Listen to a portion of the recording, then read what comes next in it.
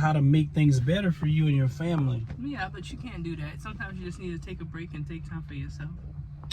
I hope you see my shirt. Believe it or not, it looks like a regular little farmer shirt, but it's not. This is high couture fashion. Mm-hmm. What is it? This is Christian Dior. What that tag say right there? It says Christian Dior. Christian Dior. Right here. You see the symbol, whatever, Dior. logo, whatever. I see you rocking your normal fashionista stuff. Yeah, just right. Well, let's get straight into it. We appreciate all the likes, comments, the shares, and subscribe. Remember to click the notification bell. That's it.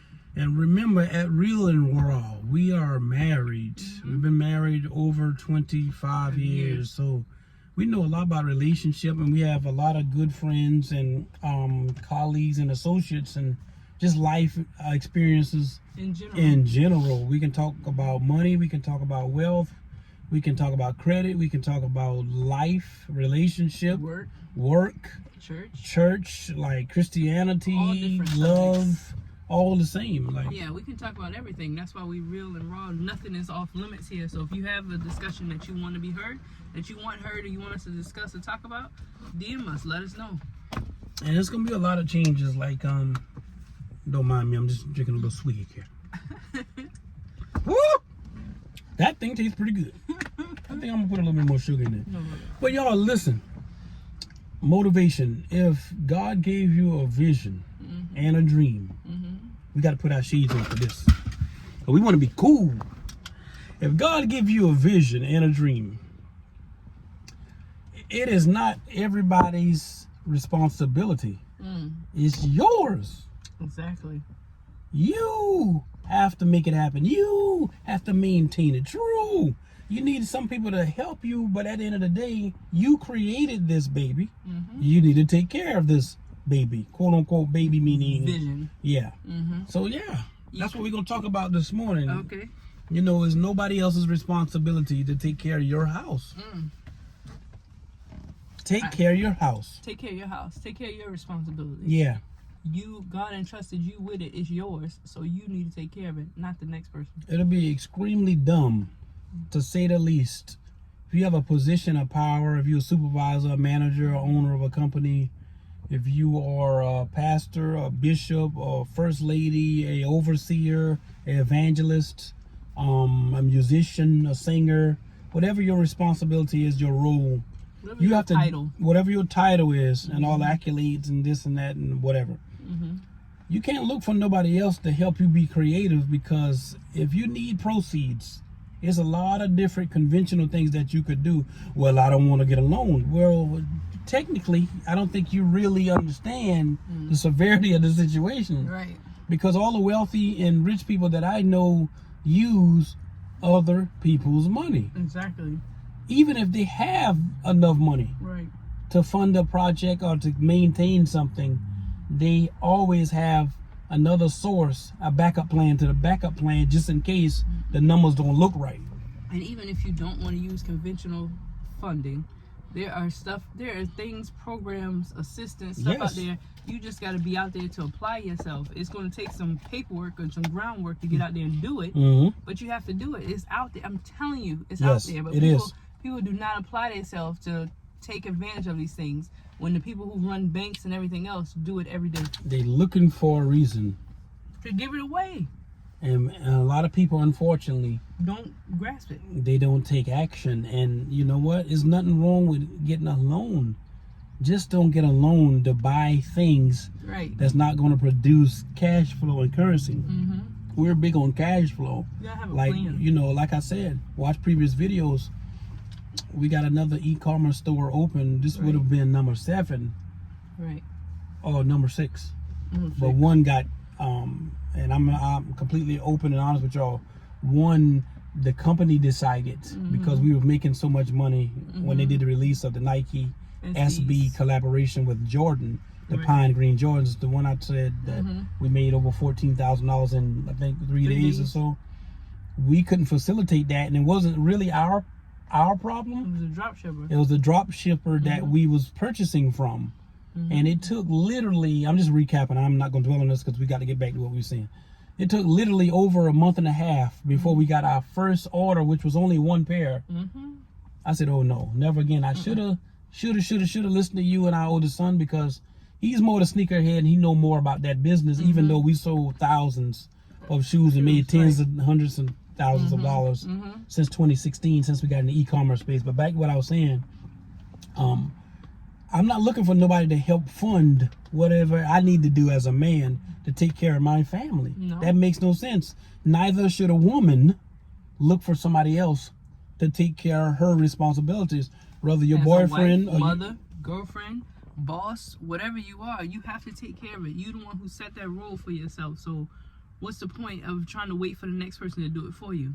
nobody really cares. They don't. I'm gonna be completely honest. Everybody act like they do, They don't. but if it's not concerning them and you can't do something for one person or a group of people one time, you're the worst person in the world. And that's horrible. That's horrible. That's horrible. But yet you always come through and hit the 3-pointer at the end. But this time you decided they feed you the ball and you not make the shot. Not because you didn't want to make it, because you couldn't at the time to do it. Then now you the bad person. Right. You're doing something wrong. But back to what we said. This is the diamond for the day. This is a great long intro. The diamond for the day is brush your teeth. Wash your biscuits.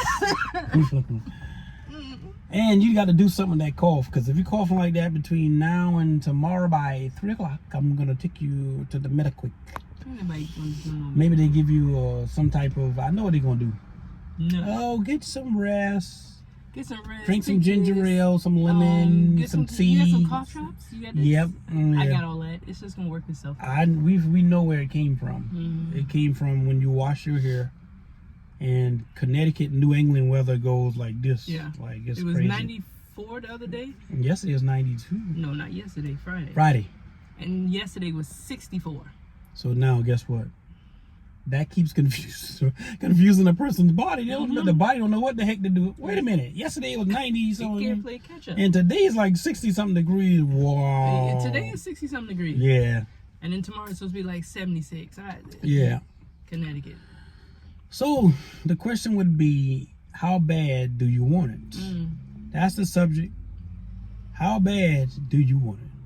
Do you want to win so bad that you're willing to give up eating, give up cursing, give up gambling, give up cheating, give up robbing Peter to pay Paul, like the old people say, which means you don't have enough coming in for one thing. You take it from so another. you take it from another source, and then you have to go back to get it from that one and put it back to that one.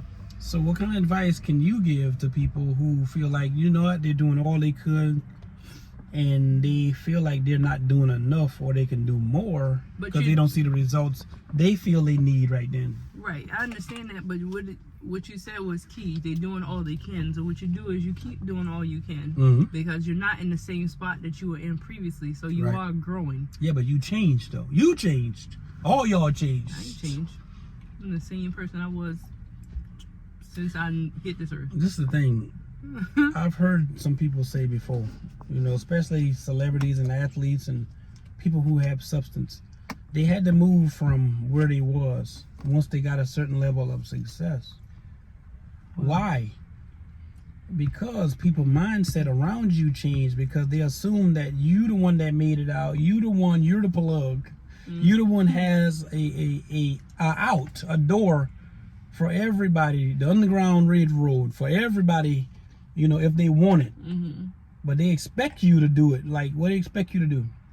You buy tickets for everybody and then set them on the plane and say, come on, y'all, we leaving? Buy everybody plane tickets, train tickets, buy everybody meal, buy everybody clothes. You the only one throwing the party. You the only one throwing the cookout. You're the only one giving the biggest gifts and the best gifts and saying all the encouraging, kind words. This is the reason why when most people get in a position of power, they have to leave. Same thing on a person's job. You can only grow as far as you want to grow. You can't blame your job. Your job the company CEO and his family gonna eat good regardless. If you there, So what does it matter what you say about him or her? Nothing. That ain't changing nothing. In fact, you can make it worse because the little bit of like and care they had about you, they're not. No. And when word get around, like, you know what, they're not inviting us to the functions, company cookout, or we having different events or whatever. Wait a minute, I ain't know nothing about that. Or maybe you did. You did, but you knew about it, but you heard it through somebody else because they didn't want to invite you. Wow. And I don't know why people think people care so much. They don't. I'm done caring. And I mean that because I'm almost 44 years old, and I realize in life, you have to figure out, no matter what, who's going to be there for you, no matter what. Rich or poor, death do part, sickness and in hell, better or worse. You got to figure out, okay, no matter what, if the bottom fall out, this man going to be there for me. Right. This woman going to be there for me. My children going to be there for me. My parents, my church family, my colleagues, my co-worker, because everybody got somebody is what I'm saying. Yeah. And then some people, sometimes family can be the problem.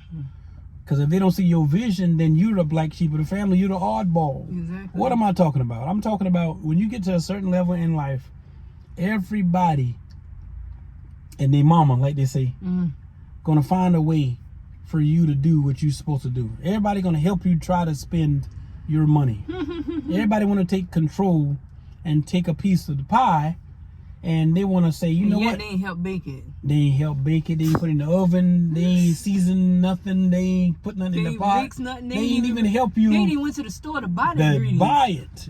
And if you had to grow it, they ain't help, did nothing. They ain't plant, they ain't water, cultivate, they did whatever. Nothing. You ain't pick the weeds off the but corn. once and it's done, everybody sitting there wanting to eat. Yeah. Ain't that sound like it was a story where everybody wanted to eat at the end, but the lady was growing it. Yeah. Only a couple people helped. Was it a hen? It was it was something like that. Yeah, but y'all, I mean, you can do everything that you want to do. And you don't let nobody say anything different. This may go over a couple people's heads, may not, for some who understand. If y'all tired of being manipulated, used, abused, you can change the narrative. You can change your situation. And everybody is trying to get over on somebody, whether they intentionally trying to do it or. Let me give an example. One time when I was in the insurance industry some years ago, and I felt like my trainer, my director, the person that I was tag teaming with, doing joint work, that's what we used to call it. Right. And we had to split the commission. So first thing they would say, write a list of 100 people you know. I did that page. And then I got another page, did another 100, another 100. Right. Which was phenomenal to them because they so used to a lot of the new agents only putting like 20 or 40 people. Right. But Do you know out of all of them, well, watch this, the odds for a new agent who have less contacts normally would have less sales. Right. I figured out of all those people, family, friends, colleagues, associates, everything, I had 3 pages, 300 people. Out of 300 people, you want to guess how many people took a policy out with me, life insurance policy, when I first started? No. 50? Nope. More or less? 5? 5 people. Stop that fool. 5 people? And guess how many the other new agents at the time got? They was writing down 20 on the list. 20. And how many they got? 15? 10. 10, half. So what did that taught me? It don't matter how much you do. If your heart ain't in it and God is not pleased or gonna touch or bless or anoint whatever you're doing, you may be doing it in your own strength. It's not gonna work. It'll work for a little while, but eventually people gonna see right through you and say, you know what? This ain't right. I'm not gonna continue to keep doing this, and it's not benefiting me at all or my family. What are we doing? You understand? So yeah, that's the part I've got to say. What you got to say? I gotta say that's all for this morning. We'll check in with you in a little bit. Yeah.